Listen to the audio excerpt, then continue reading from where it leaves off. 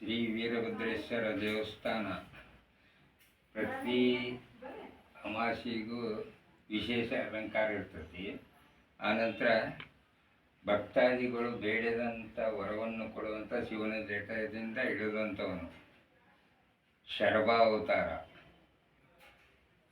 ಮಕ್ಕಳಾಗಲಿಲ್ಲದಂಥವರಿಗೆ ಮಕ್ಕಳ ಫಲ ಬೇಡದಂಥವರಿಗೆ ಶ್ರದ್ಧಾಭಕ್ತಿಯಿಂದ ಬಂದು ಸ್ವಾಮಿಗೆ ಪೂಜೆ ಸಲ್ಲಿಸಿದರೆ ಬೇಡಿದ ವರವನ್ನು ನೀಡುತ್ತಾನೆ.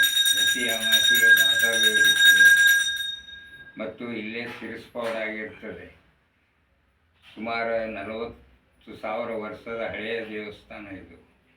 ಶಿರಸ್ಪೌಢ ಗುಗ್ಗಳ ನಂದಿದ್ದರಿಂದ ಶಿರಶ್ಛೇದನ ಮಾಡಿಕೊಂಡಿದ್ದು ಪುರುವಂತರಿಗೆ ಪುನಃ ಶಿರಸ ಬೇರೆ ಉದ್ಭವ ಆಗಿದೆ. ಆ ಶಿರಸ ಇಲ್ಲೇ ಕಲ್ಲಾಗಿದೆ. ಭಕ್ತಾದಿಗಳು ಏನನ್ನಾದರೂ ಬೇಡಿದರೂ ಕೊಡುವಂಥ ಶಕ್ತಿ ಇದೆ.